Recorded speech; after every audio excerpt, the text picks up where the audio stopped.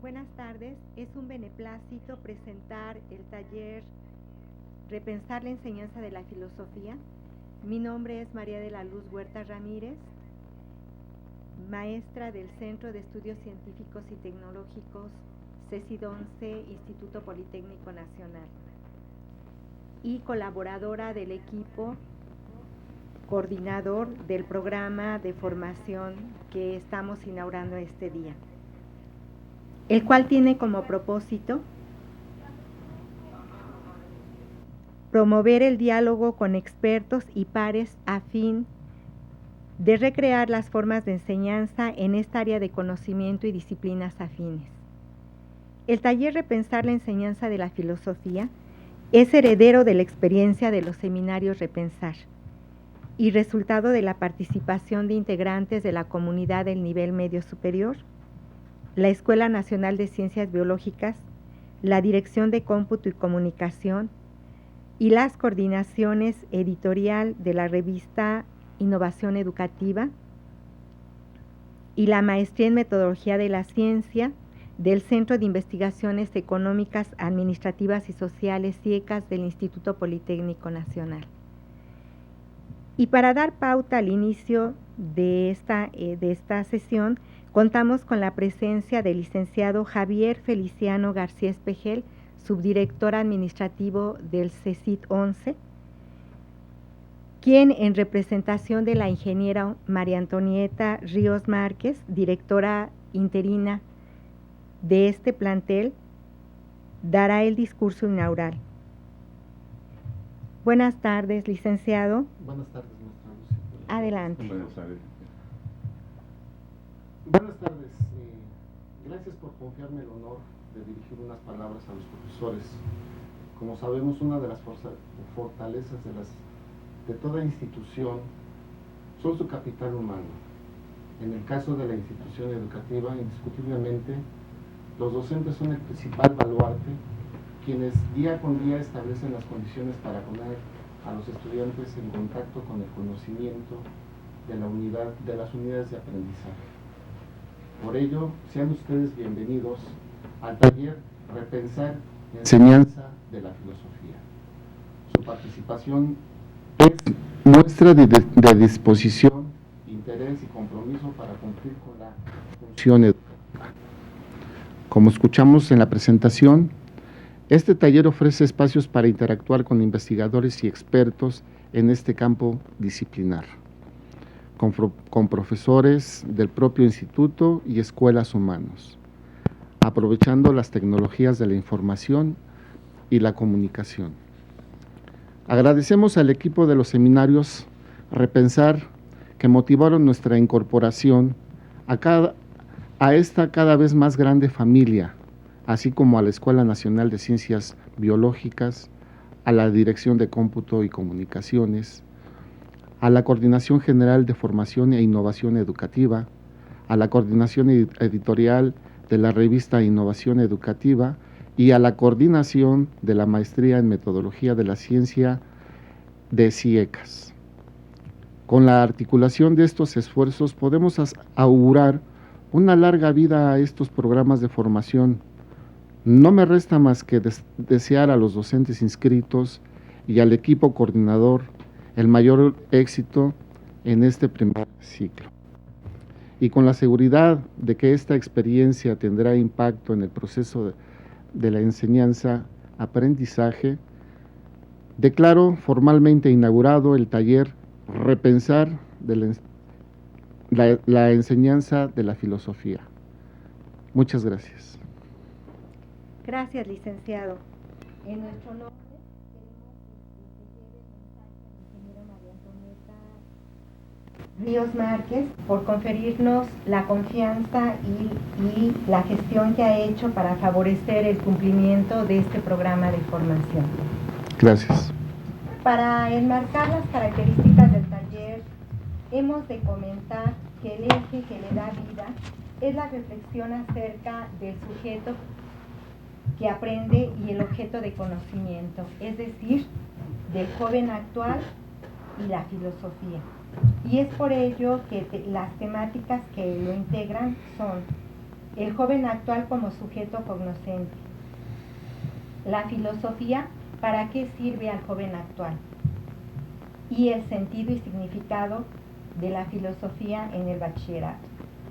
Para abordar el primer tema, nuestro conferencista es el doctor Xicoténcatl Martínez Ruiz y nos acompaña la maestra Lucía Guadalupe García Rocha, integrante del equipo Repensar la Filosofía, quien fungirá como dialogante y presentará la semblanza de nuestro invitado.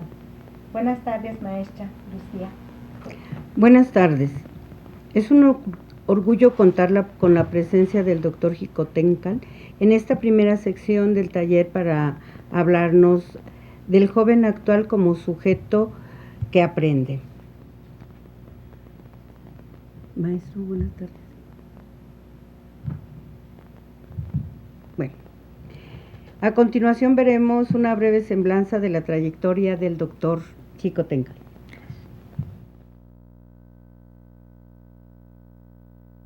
Algunas instituciones de gran prestigio internacional, como el Imperial College London, en Inglaterra, el Departamento de Estudios Avanzados en Filosofía, en la India, y el Instituto Francés de Extremo Oriente, en Francia, son algunas de las casas de estudio donde el doctor Xicoténcatl Martínez Ruiz ha sido investigador visitante, así como conferencista de temas relacionados a estudios avanzados en filosofía.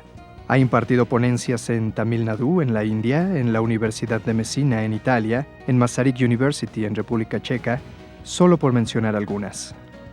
Con una maestría en estudios de Asia con especialidad en sánscrito por el Colegio de México, una segunda maestría en filosofía por la UNAM y doctorado en filosofía por Lancaster University en Inglaterra, el doctor Martínez Ruiz no se detiene en su quehacer de examinar las causas de las cosas. Su carrera como docente lo ha llevado a ser profesor invitado en el Colegio de México, la Universidad del Claustro de Sor Juana, así como en el Instituto de Investigaciones Mora. Actualmente es coordinador de sistemas académicos y coordinador editorial y editor de la revista Innovación Educativa del Instituto Politécnico Nacional. Cabe destacar que dirige la colección Paideia Siglo XXI y es autor de diversos artículos en revistas nacionales e internacionales, así como en libros y traducciones del sánscrito al inglés o español. Invertir en conocimientos produce siempre los mejores beneficios.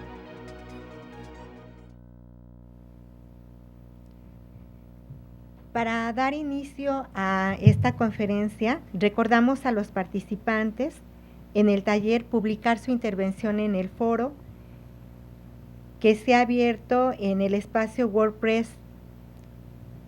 En ese sitio hallarán también los materiales y el video de esta sesión. Iniciaremos con el diálogo con el doctor Xicoténcatl a partir de algunas preguntas. Doctor, desde su perspectiva, ¿cuál es la concepción que desde la filosofía se tiene respecto al joven actual? Muchas gracias, buenas tardes a todas y a todos los que nos siguen en este inicio del taller. Primeramente, manifiesto generosidad y agradecimiento por el trabajo que han hecho, la invitación que me han conferido, y creo que es trabajo fructífero. Esperamos que tenga sus efectos y agradezco nuevamente. Me parece que el formato es bastante, permite el diálogo, y yo pensaría que si hubiese alguna pregunta por el público que nos esté siguiendo, pues podamos manifestarla y dar cabida en el mismo diálogo. Entonces, pues muchas gracias. Bueno, la primera pregunta, yo pensaría que cuando vi el título, el tema, es decir, el joven como sujeto cognoscente, literalmente lo podemos traducir sin tecnicismos y decir el joven como sujeto que piensa, que aprende. Incluso podemos generar el énfasis en hacerlo pregunta con sospecha. El joven, por supuesto, es un sujeto que aprende, que piensa. Creo que el debate o la complejidad del tema no está ahí. Yo lo daría por hecho. Basta ver la realidad y platicar con nuestros jóvenes para ver la cantidad y el cúmulo tanto de información como de reflexión crítica en muchos casos que tenemos. Yo pensaría más bien si es que los podemos, los escuchamos, si es que tenemos la capacidad de escuchar a un joven en nuestro tiempo y saber exactamente, o al menos aproximarnos a su pensamiento, a sus ideas, a la manera que se expresa y lo que le preocupa. Creo que el primer punto entonces sería, yo pediría ese de reflexionar, yo no cuestionaría que el joven es un sujeto, si aprende o no, lo damos por sentado.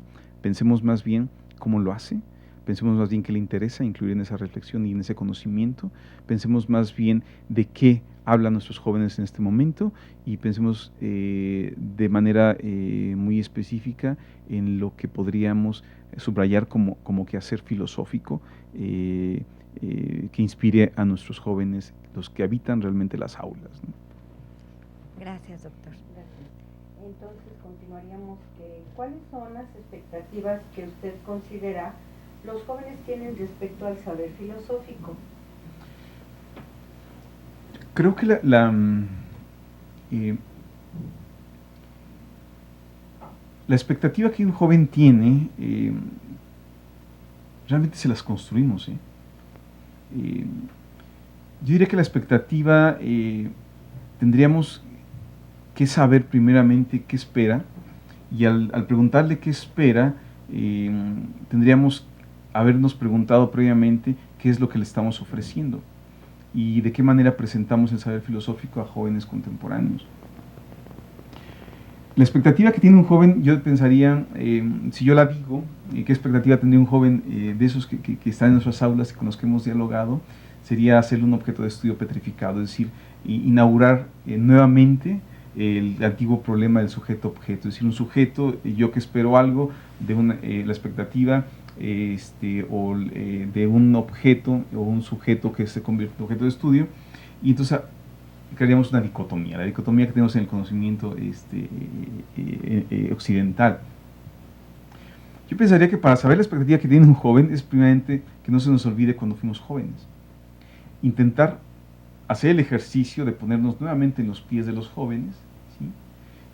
O de rememorar nuestra experiencia como joven y pensar qué nos preocupaba. Espero ser claro. La expectativa no va a venir desde el adulto, no va a ser dicha por nosotros, va a ser dicha por ellos. Y para eso, y para tener oídos y poder escuchar esa expectativa de un joven contemporáneo respecto al saber filosófico, tenemos que literalmente invocar nuestro estatus cuando fuimos jóvenes, es decir, un estudiante, un ser humano que busca entender lo que es la complejidad de la vida, un ser humano que busca entender la complejidad del dolor, el sufrimiento, pero también de su opuesto, el amor y la pasión. La expectativa que puede tener un joven, repito nuevamente, se la podemos crear, podemos inducirla. Esa, en sentido estricto, en sensu estricto, no es la filosófica. La expectativa de la que podríamos de alguna manera recuperar algo sería la del diálogo con ellos, es decir, escucharlos y conocerlos. ¿Cuál es en un escenario, por ejemplo, recuperemos nuestro escenario actual, preocupa el empleo, preocupa el ingreso en la familia, preocupa la desigualdad, preocupa la injusticia, preocupa los desajustes morales que vemos, preocupa el tema ético, nos preocupan muchas cosas. Los jóvenes, nuestros jóvenes, están preocupados por todo ello. ¿De qué manera abordan estas problemáticas?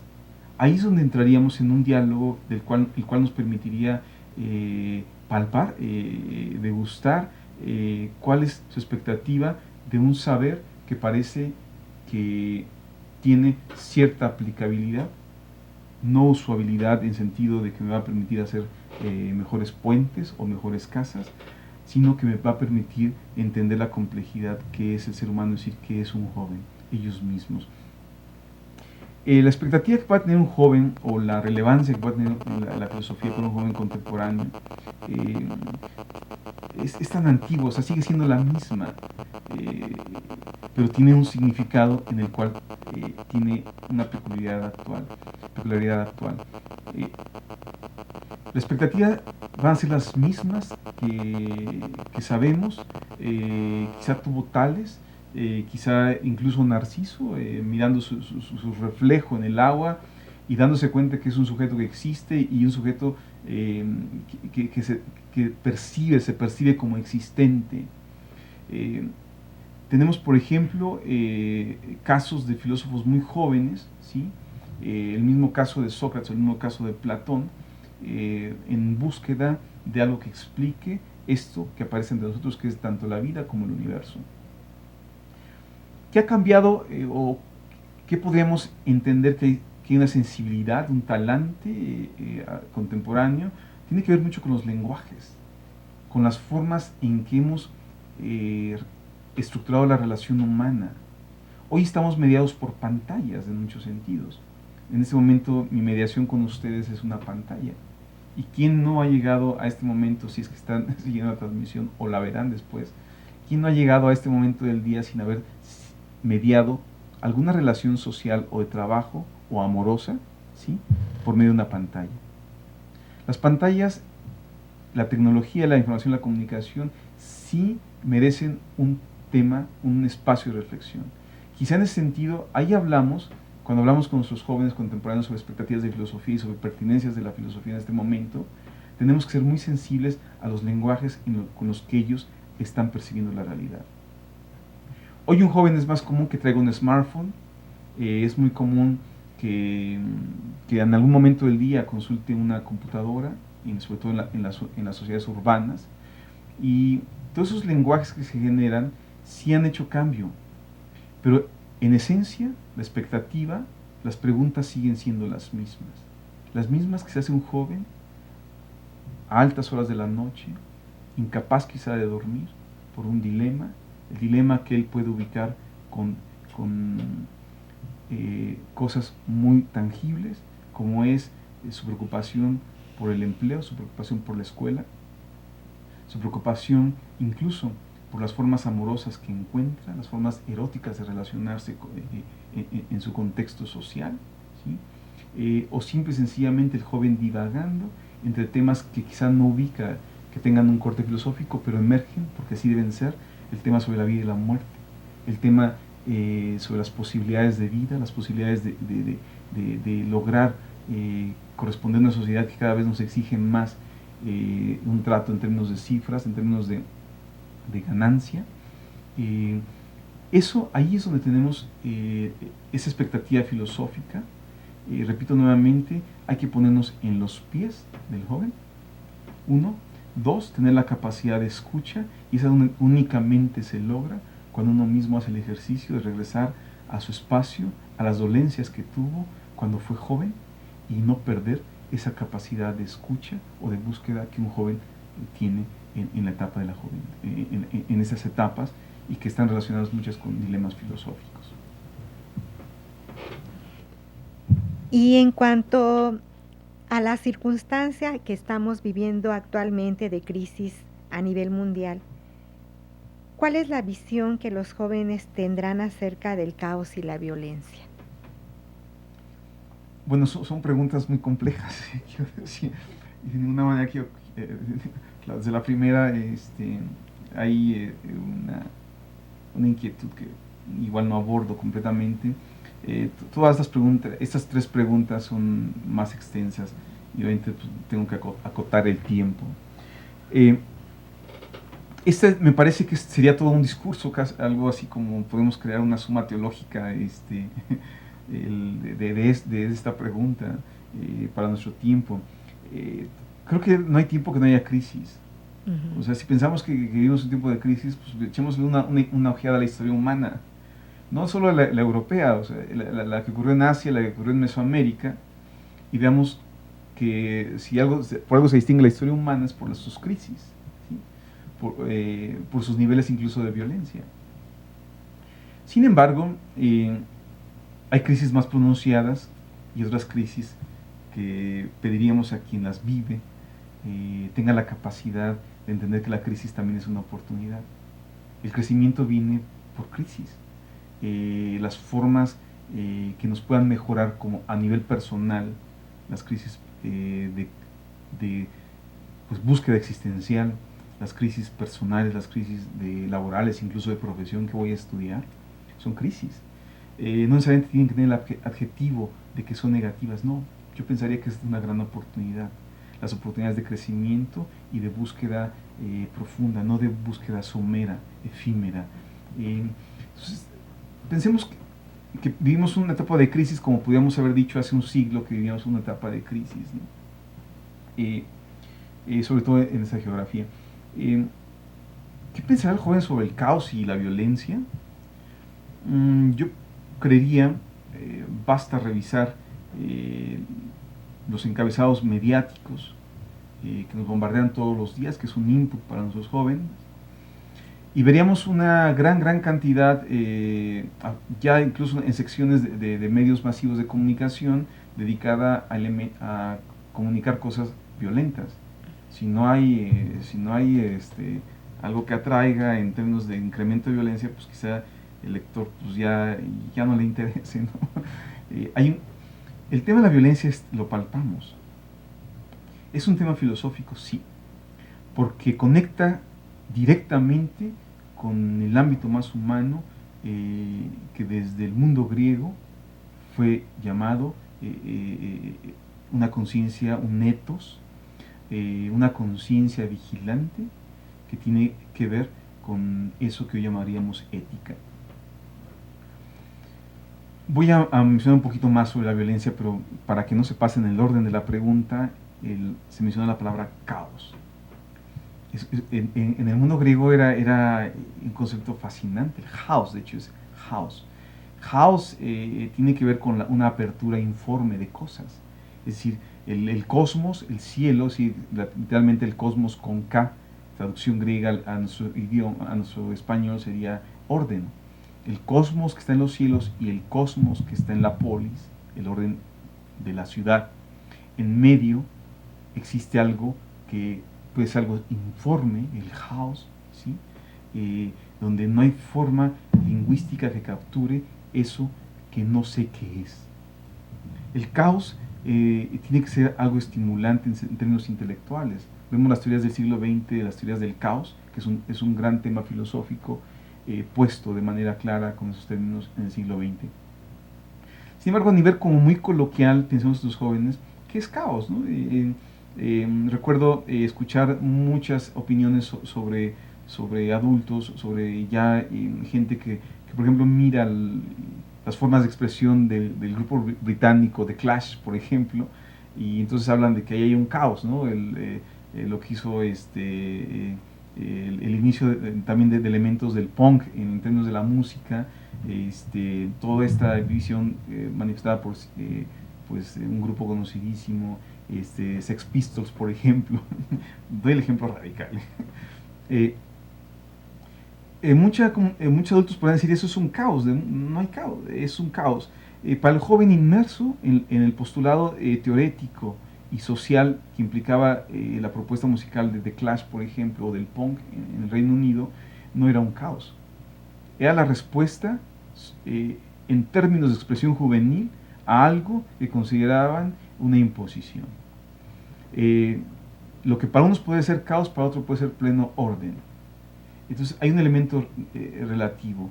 Yo pensaría que un joven tendría que pensar, tendría que reconsiderar lo estimulante que podría ser aquello que es el caos, es decir, lo que aún no tengo palabras para nombrar, pero que puede ser incluso un gran descubrimiento, ¿sí?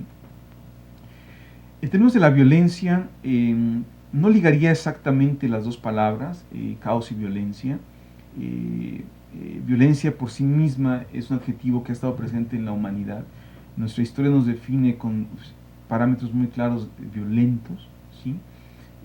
Lo que para nosotros puede ser violencia, para los Yanomamis del Amazonas no es violencia, es perpetuación y amor. Ejemplo, si alguien muere en la tribu Yanomami, literalmente se le cocina. Y es un ritual bellísimo. El ritual significa que el que muere está tan cerca de nosotros que se hace cenizas, se cocina una gran sopa, un gran caldo, ¿sí? Y se vierten ahí las cenizas del que ha muerto. Todos los que están ahí beben de ese platillo, con la simple idea de que el que muere va a estar en mí, nunca va a desaparecer, aunque llegue la noche. Y lo mismo va a ocurrir conmigo. Entonces, desde lejos eso podría ser una práctica caótica o un caos. Para los Yanomamis tiene una lógica perfecta, una lógica de no morirme eternamente. Y entonces tenemos esa variabilidad en términos del uso de la violencia. No es una violencia contra nadie. Las sociedades que tenemos en este momento, efectivamente, la realidad mexicana tiene que ver mucho con el efecto de violencia sistemática creciente. Eso me parece que es un tema. Hace unos años el tema nos preocupaba tanto, nos preocupa todavía, tiene que seguirnos preocupando. Iniciamos una reflexión modesta en un libro que se llamó Filosofía de la no violencia y Estudios de la Juventud. Y tiene que ver con un elemento ético. La violencia ocurre, y es relevante para la filosofía analizarla, cuando se acaban los argumentos. La violencia ocurre cuando ya no hay alguien que quiera escuchar. Donde hay dos hay un diálogo, es posibilidad de diálogo, de entendimiento. El diálogo requiere a alguien que hable y a alguien que escuche. Requiere que uno logre una expresión argumentada y el otro guarde silencio de la cantidad tanto violenta como prejuiciada que a veces tenemos. Para la filosofía es un gran tema porque donde hay violencia se acabó primeramente, entre otras cosas, es un tema complejo, se acabó la posibilidad de diálogo, la posibilidad de argumentar. La respuesta violenta tiene que ver también con un gran problema ético, el del daño al otro. El tema efectivamente ha tenido varias respuestas en la historia de la humanidad y son algunos filósofos los que han recuperado el tema. Pienso en uno que no es de nuestra tradición occidental y no me salgo de tema, también es pensamiento argumentado. El caso de la filosofía en Asia, concretamente el sur de Asia, en la India, tenemos un ejemplo clarísimo de la preocupación por la violencia y generar una respuesta que no fuera violenta y que pudiera ser una práctica. Me refiero a lo que hace Gandhi en el siglo XX. Gandhi lo único que hace, y él lo dice, no es que yo invente algo nuevo, un método nuevo para combatir la violencia, no. Simple y sencillamente se retoma postulados filosóficos que existieron en el siglo VII antes de Cristo en el sur de Asia. Es una propuesta llevada a la práctica, a nuestra praxis, donde el elemento ético es clave, no dañamos al otro. El caso de nuestros jóvenes, veamos, o sea, platiquemos con ellos. Hay jóvenes que no requieren incluso grandes guiones para explicarles el problema de la violencia y la no violencia. Muchos de ellos saben por carne propia la necesidad de generar una cultura y una sociedad que no genere respuestas violentas a escenarios violentos, sino una sociedad que anhelamos genere respuestas no violentas a contextos y a escenarios violentos. La violencia entonces es un tema filosófico efectivamente y que tratamos continuamente en ética. Ética, que es una de las asignaturas que se llevan en el medio superior del Politécnico, y que yo pensaría que ahí es donde conectamos la relevancia, repensar la filosofía. Tenemos que repensar la filosofía y su aprendizaje en las aulas con cosas que nos atañen, que nos palpan, que están a flor de piel. Entonces, ahí recupero la pregunta y veo que la celebro por la pertinencia que tiene en este momento. Yo diría que es un tema que bien puede ser trabajado en las aulas con nuestros jóvenes. Es un tema donde efectivamente entran habilidades que provee la filosofía de una manera sistemática y continua. Gracias. Desde esta perspectiva, usted que nos está comentando, ¿cómo es el aprendizaje de la ética en los jóvenes?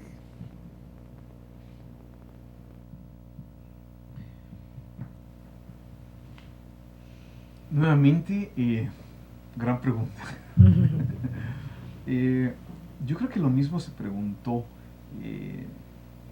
Aristóteles cuando está cuando hay un libro conocido, los profesores de bachillerato lo deben conocer, los alumnos también, es un libro que se llama Ética Nicómaco o Ética Nicomaquea. Aristóteles le habla a Nicómaco. Nicómaco es joven y le quiere hablar del tema de la ética. Esa misma preocupación, es decir, cómo es el aprendizaje de la ética en un joven. Bueno, Aristóteles nos dejó una buena muestra. Regreso ahí enseguida. Agustín de Hipona, otro filósofo ya posterior medieval, sabemos que hace también un libro bellísimo y hace también una serie de diálogos con su hijo. Y una de las comunicaciones que tiene es con Adeodato. Adeodato es un joven. Y sabemos que Agustín de Hipona, antes de ser San Agustín de Hipona, fue alguien que buscó todos los caminos, experimentó diversas situaciones extremas, fue todo un buscador. Y Agustín de Hipona comunica a Adeodato en un diálogo bellísimo, léanlo, se llama De Magister, el del maestro, donde le pide a Adeodato que no hay nada que enseñar, y menos en lo que concierne a lo que es el comportamiento humano. La solidez de la ética la encuentra una persona indagando en sí mismo, siendo atento y reflexivo y crítico a sus actos. Entonces, Agustín le pide en ese diálogo bellísimo de Magíster, del maestro, le pide a Adeodato que indague en ese maestro interior al cual hay que escuchar. Sabemos de otros ejemplos. Tenemos un ejemplo reciente, siglo XX, el filósofo más cercano a nosotros, Fernando Savater, con su Ética Amador. Él lo dice, o sea, él es un intento más contemporáneo en lengua castellana para hablar de lo que hizo Aristóteles con la Ética Nicomaquea. Es decir, Amador es un joven que se pregunta por qué por qué es la justicia, qué es esto del bien, qué es esto del mal, cuándo no es bien, cuándo no es mal, qué es esto de la moral, qué son las virtudes, son cosas etéreas que están por ahí. La bondad es una señora inmaculada, vestida de blanco, intocable, que jamás se mezcla con los asuntos humanos, o es algo tangible y posible de ser experimentado. ¿Cómo aprende un joven la ética? ¿Cómo es el aprendizaje? Yo diría, es vivencial. No hay de otra. Nadie puede transitar por las grandes experiencias humanas que nos dan pauta de qué es esto de la ética, experiencias como son el nacimiento, el enamoramiento y la muerte.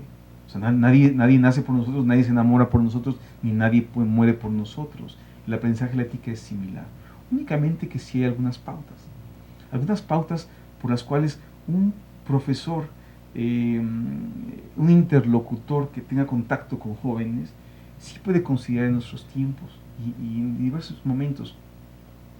Y es precisamente el lograr ubicar parámetros, ser incisivo en las reflexiones, implorar que los jóvenes tengan la capacidad crítica de mirar sus actos, la capacidad reflexiva de mirar qué es lo que daña al otro y a sí mismo, qué me daña y qué daña al otro, qué es lo que quiero que sea este mundo. Entonces ahí es donde un docente, alguien que está en contacto, que está en las aulas, puede encauzar una reflexión de un viaje que literalmente debe ocupar al joven por sí mismo. Cuando Aristóteles hace la ética nicomaquea, vamos a ver que nos menciona varias cosas, varios parámetros, ¿no? Es un misterio esto de la conducta humana, es uno de los grandes misterios insondables que tenemos. Y Aristóteles menciona algunos elementos como es esto del justo medio, las virtudes, en qué momento se cae en vicio, en qué momento se es virtuoso. Son no son recetas. Tienen que ser, son ideas, son rutas, son guías que deben ser consideradas y asimiladas de manera personal por un joven que se pregunta si es justo lo que estamos viendo, si es verdad lo que estamos escuchando, si hay algo más que buscar aparte de tener un buen smartphone, un buen automóvil, si hay algo más en esta existencia que pueda ser buscado antes de que llegue el momento de la muerte. Creo que en ese sentido Platón escribe en la carta número 7, vean, es un documento bellísimo, no necesitamos leer mucho, son algunos pedacitos pequeñitos que nos ha legado la historia del pensamiento y que nos pueden dar guías. Carta número 7, a Platón le preguntan algo similar, pero a Platón le preguntan cómo es esto de la filosofía, ¿no? Cómo se aprende a hacer filosofía, cómo se busca un saber como este. Y Platón contesta en esa carta número 7 que no hay respuesta, ¿no? Y en decir que no hay respuesta nos da la respuesta, ¿sí? Dice que lo que él sí puede decir es que el alma tiene un diálogo consigo misma en torno al ser. Parece una frase lejana, abstracta, inacible, poéticamente inspiradora, pero nada más. En la medida en que un docente logra acercar esa idea de que hay un diálogo interior que todos llevamos, véanlo hoy antes de dormir, van a ver que hay un cierto nivel de diálogo, o incluso en sus sueños. Al levantarnos por la mañana tenemos un cierto diálogo. Hay cosas, hay dilemas éticos que nos sorprenden, nos asaltan y requieren un diálogo de nosotros con nosotros mismos. Es ahí donde un joven puede encauzar, puede generar un cierto aprendizaje sobre la ética. No la ética como un concepto a ser aprendido, de eso no hablamos, sino de algo que dé ruta sólida y que conforme el carácter, y que permita precisamente esa vividez del conocimiento. Entonces, yo pensaría, como para brevemente no concluyo en nada, de hecho, únicamente atisbamos esto. Vale la pena que un joven indague por sí mismo los grandes temas de la ética. Dejémoselos, planteémosle problemas en preguntas con lenguajes actuales y dilemas que son cercanos. Y no consideremos que la ética sea un documento, un documento de instrucciones a seguir y aprenderse de memoria. Eso no es la ética, sino que un docente de los que tenemos y los conocemos, sabemos que hay grandes docentes dentro del aula y fuera del aula que efectivamente encauzan a los jóvenes por los tránsitos de indagar qué es la ética. Creo hoy más que nunca el tema ético es urgente, es muy importante. No hay tiempo de aplazamiento porque ya no hay tiempo. Vemos lo que ocurre con las sociedades actuales. Efectivamente, regreso a una de las primeras preguntas que se me hacían. La historia humana es historia de crisis, pero hay crisis más agudas y más rápidas que otras. Y estamos viviendo una de esas que son agudas y muy rápidas, muy veloces. La ética es una de las guías, ya sea que uno haga diseño gráfico, sea un ingeniero, construya puentes, escriba poesía, escriba ensayo, sea un ingeniero en informática, todos tenemos que recurrir en este momento de manera urgente a pensar el tema ético. Y creo que por eso celebro la pregunta, es muy relevante. Bien, doctor. Y en cuanto a otra de las unidades de aprendizaje que se imparten en el nivel medio superior del instituto, tenemos el caso de lógica. ¿Considera usted que los jóvenes actuales observan el pensamiento como un objeto de estudio?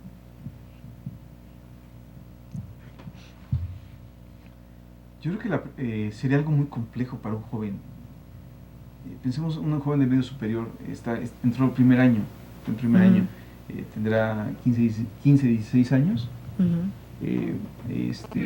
Pensémoslo en un escenario de lo que él vive. Pensemos que llega a la escuela sin alimento en el estómago. Ajá. Y pensemos que, pues lo sabemos, a media mañana esto ya no va a funcionar. Tengamos a grandes genios o no, esto ya no va a funcionar porque requerimos de otro factor. Quizá le preocupa entonces con qué puede saciar o disminuir ese dolor que puede ser el hambre. Ajá. Eso le puede preocupar. Quizás sea muy abstracto pedirle que indague, que piense sobre el pensamiento. Wittgenstein lo hizo en el siglo XX. Hegel lo hizo en el siglo XIX. Y podemos dar una lista tremenda de pensadores que han planteado y postulado el problema, y vemos que llevamos siglos hablando de ese tema. Pensemos el pensamiento. Me disculpo por ser más modesto en ese sentido, y yo creería que si a un joven le damos las pautas para mostrar el poder que tiene el pensamiento y las ideas en nuestro tiempo, con las herramientas tecnológicas con las que ellos están conviviendo, creo que le despertaríamos una intuición por agarrar y mirar un espejo, por darse cuenta de que puede verse, puede tener herramientas cercanas a él que le pueden generar el efecto de pensarse frente a un espejo. ¿Con qué? Con lo que le aqueja, pero también con lo que le apasiona. A nuestras aulas llegan jóvenes brillantes. Yo me preguntaría, ¿cuánto del potencial con el que llegan a nuestras aulas es alimentado, desarrollado y sostenido? ¿Cuánto de ese potencial, que no me salgo del tema, o sea, ese potencial de pensamiento no queda adormecido en el tránsito por la educación? Me parece que sí es un tema que el docente puede tener, pero pensárselo él desde su nivel y transmitir quizá, no en esos mismos términos, a un joven que llega con la preocupación de que tiene un dolor que se llama hambre, o otro joven que tiene una pasión desmedida, bellísima, una pasión loca por algo que le ha quitado el sueño, no sé, crear un software, crear algo, crear algún tipo de mecanismo robótico, crear otra cosa. Los tenemos en nuestras aulas. Ambos, el que tiene dolor por tener hambre, ejerce un pensamiento reflexivo sobre su experiencia. El que tiene esa pasión desmedida y quizá en soliloquios logra indagar que por algo puede dedicar completamente la existencia, hay un elemento reflexivo. Creo que esos dos ejemplos quizá burdos, muy simples, que menciono, pueden generar, más bien mostrarle al alumno, ahí hay un ejercicio de pensamiento del pensamiento, pero es con algo que que están viviendo.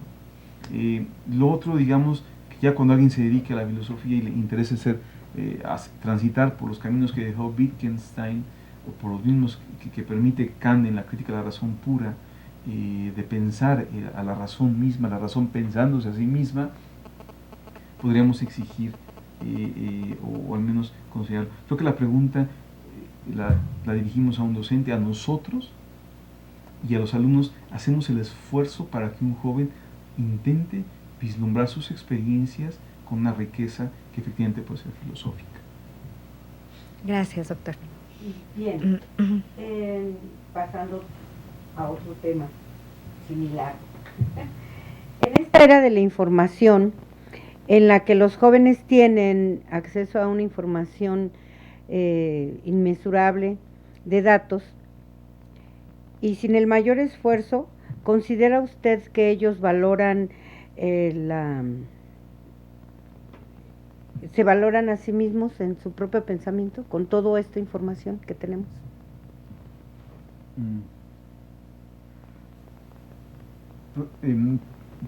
Digamos que podríamos, ahí hay varias preguntas.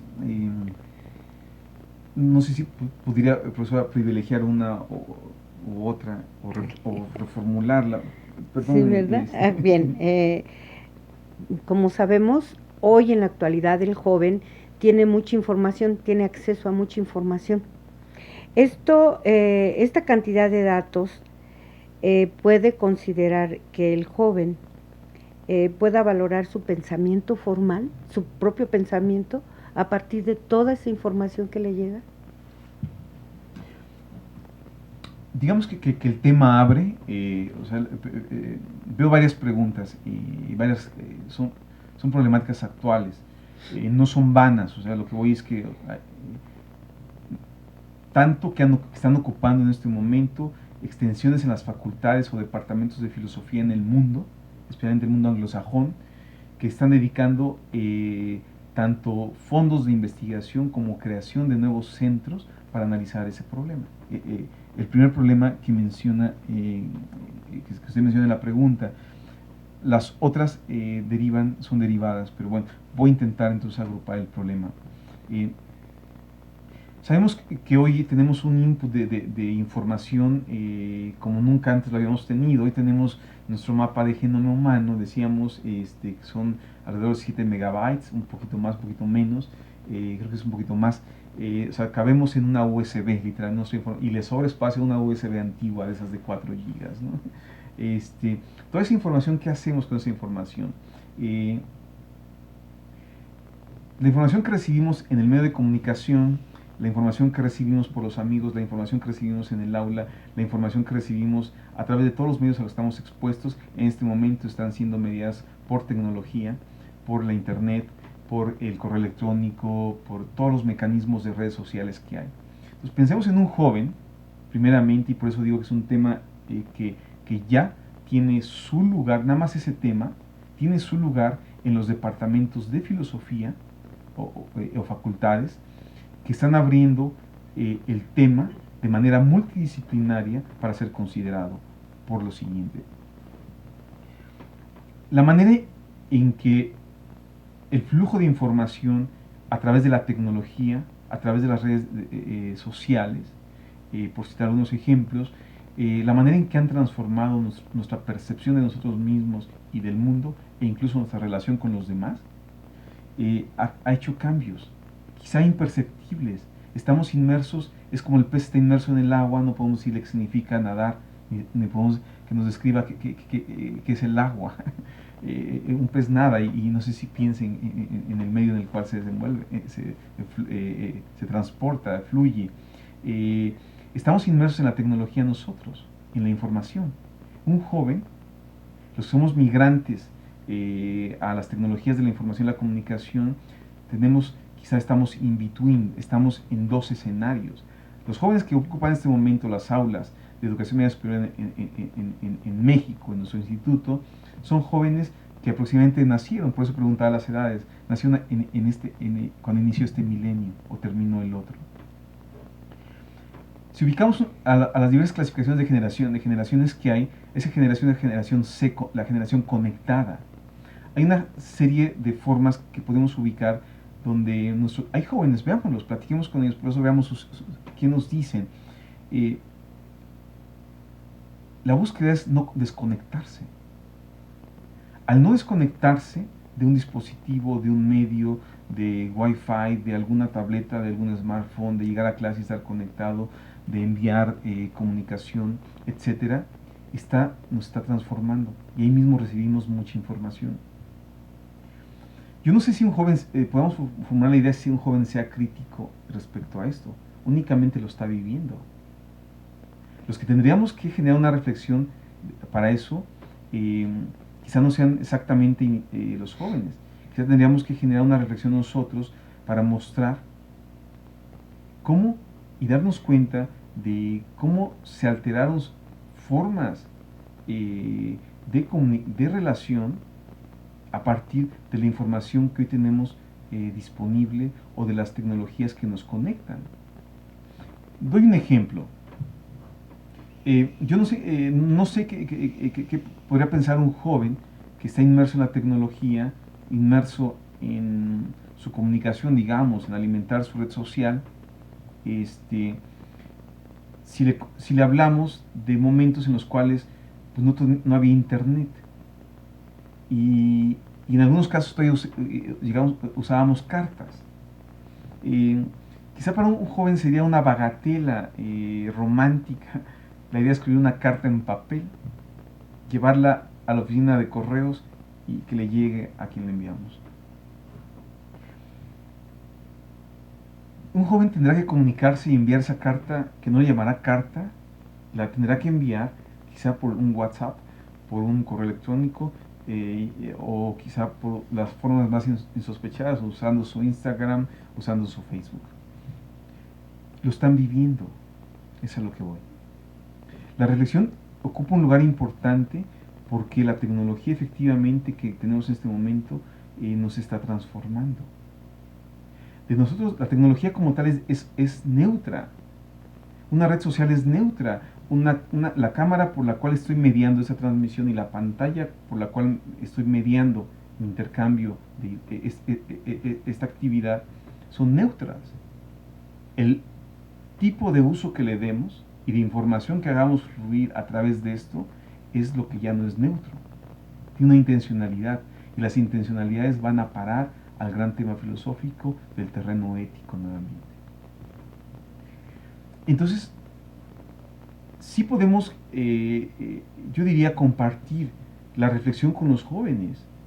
No quise esperar las de ellos. Sí conozco casos de jóvenes que han iniciado reflexiones críticas en torno a su uso de la información y la tecnología en nuestro tiempo. No son todos, pero sí hay incluso formas organizadas. Creo que es un reto para nosotros iniciar una reflexión con los jóvenes de hoy respecto a la información y mostrar efectivamente este flujo tan sencillo de que los medios como tal, la tecnología como tal, las posibilidades de que yo pueda conectarme con una comunidad global, las herramientas técnicas son neutras. La intencionalidad que le damos es lo que ya nos humaniza y va a transformar, y es parte de lo que tenemos que estar alertas y que se está transformando. El tema nuevamente es un tema importante, la pregunta compleja es importante, y pongo otra de sus relevancias. Ya en el Renacimiento está la idea de un robot, de la posibilidad de un armazón con resortes, madera, mecanismos, de algo que pueda similar o caminar como un ser humano. Nuestro tiempo es testigo de formas en las cuales más sofisticadas tenemos robots. Pensemos, miremos el caso japonés únicamente. ¿Qué parte de un robot, por ejemplo, podría generar un dilema ético respecto a lo que hace? La profesora, por ejemplo, Saya es un robot. Saya fue un robot japonés creado en 2004, primeramente como recepcionista. Se le puso el programa, era una recepcionista excelente. Saya no se quejaba, no llegaba tarde, iniciaba y nunca había quejas de Saya. En 2009 Saya se reprograma como una profesora de matemáticas. Y desde 2009 a la fecha hay variantes mejoradas, obviamente. De 2009 a la fecha es mucho en términos de tecnología. Saya es una excelente profesora de matemáticas. La podemos pellizcar, no se queja. Le podemos pedir que me explique nuevamente tal teorema, lo vuelve a hacer, no se enoja. ¿Sí? Funcionó en la sociedad japonesa, acostumbrada cada vez más a incursiones de robots. Nuestros jóvenes van a convivir cada vez más con ello, con ese escenario. ¿Cuánta reflexión estamos generando o propiciándoles para que sean críticos respecto al uso, a los mecanismos y algo que no podemos parar y no vamos a parar, la inteligencia artificial y la robótica. Creo que es un mecanismo, nuestros jóvenes están inmersos en esto. Los jóvenes japoneses, los niños japoneses, no les sorprendió tener a Saya de profesora de matemáticas. Es una sociedad que gradualmente se acostumbró cada vez más y más a mecanismos tecnológicos en la vida cotidiana. Como el ejemplo de Japón, vamos a tener en un par de décadas ejemplos en nuestra vida cotidiana. Yo pediría entonces que la reflexión podemos hacer la conjunta de estos temas con nuestros jóvenes que están inmersos en algo que para ellos es normal. Y que podamos generar perspectivas críticas, humanas, respecto a lo que integran las tecnologías de la información y la comunicación, la inteligencia artificial, la robótica en nuestro tiempo y al futuro. Yo diría que es un tema fascinante, es un tema que lo hemos tocado en algunas publicaciones de innovación educativa y de la coordinación editorial, en la Secretaría Académica, y que es un problema que ya le hemos dado espacio porque nos parece urgente, pero no es urgente para las generaciones salientes quizá, es urgente socializarlo y dialogarlo con nuestros jóvenes. Veo ahí una beta de actualización filosófica, donde un joven estaría alerta y atento a escuchar ese debate filosófico en torno a algo que ellos están palpando y que usan todos los días. La tecnología, la información y todo esto que estamos mirando. Retomando este tema de las tecnologías, doctor, uno de los problemas que aqueja a los docentes es el hecho de que la información que los chicos obtienen de internet, de todas las páginas que consultan, es la verdad absoluta. Y eso lo entregan como producto de una investigación.